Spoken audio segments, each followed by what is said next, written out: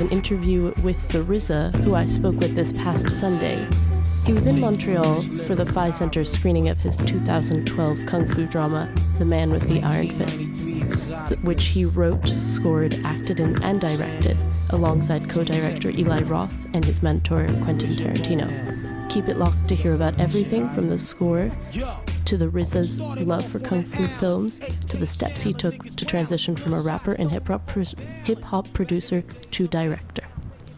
And actually, every time I was making an album, I thought I was making like a film. So I made what I would call an audio film. So I think it was only natural that I would progress to make a real physical audio visual film. And I love filmmaking. Yeah, I was going to say, you've always incorporated kind of cinematic elements into your music. From the very beginning, did you ever think you were going to make a film? It was more of a natural progression. When I was making my albums, like, let's take an album like Only Built for Cuban Links. That was a movie to me, and then Liquid Swords was a movie to me. I wanted people to, in those days, you got to think, DVDs wasn't even out yet. So I wanted people to be in their cars and put in my cassette tape at that time and feel like they had a movie while they was driving. That was my ambition. Now, I didn't think that it would lead to me becoming a filmmaker. That was actually a blessing. And it wasn't until I met Quentin Tarantino that I really felt that I would take on this task of becoming a filmmaker. Can you talk a little bit about your cinematic influences and working with Quentin Tarantino and how that kind of affected your vision and how you approach being a director? My cinematic influence may start from people like Sergio Leone, Brian De Palma, Scorsese, all those guys from the early films, right? As well as Chang Che, who's a famous kung fu director. But I had the privilege in 1995 or 1996 to meet John Woo. He was the first guy that I spent a lot of lunches talking to him about, filmmaking and what he did, because I was such a big fan of his. But then in around 1999, I met Jim Jarmusch, and Jim hired me to score his movie Ghost Dog. And that was my first appearance in a real film and my first taste of the whole process. And a few years later, I met Quentin Tarantino. And then I realized I met my master, you know what I mean? And he became my teacher. I became his student, and he mentored me.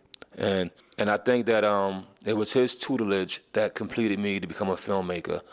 And you could see all those styles in my film. I think you could see the Sergio Leone style, you could see the Jim Jarmusch style, you could see the John Woo style, and you could see the Tarantino style.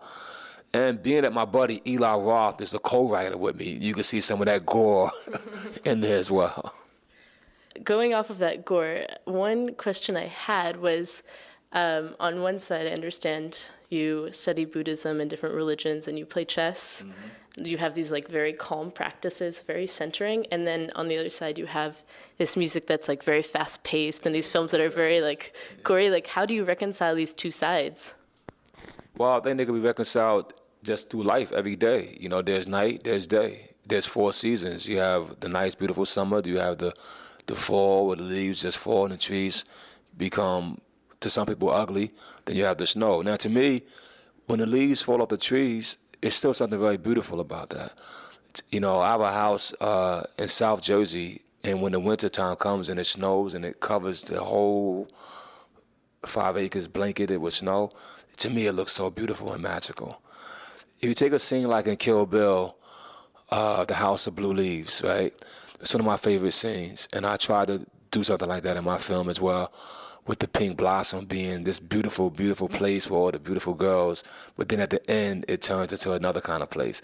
But in Quentin Tarantino's movie, I always love the scene that Uma kills the crazy 88 and there's blood everywhere, and then she walks out into this beautiful garden with the snow falling, and Lucy is standing there for that final challenge.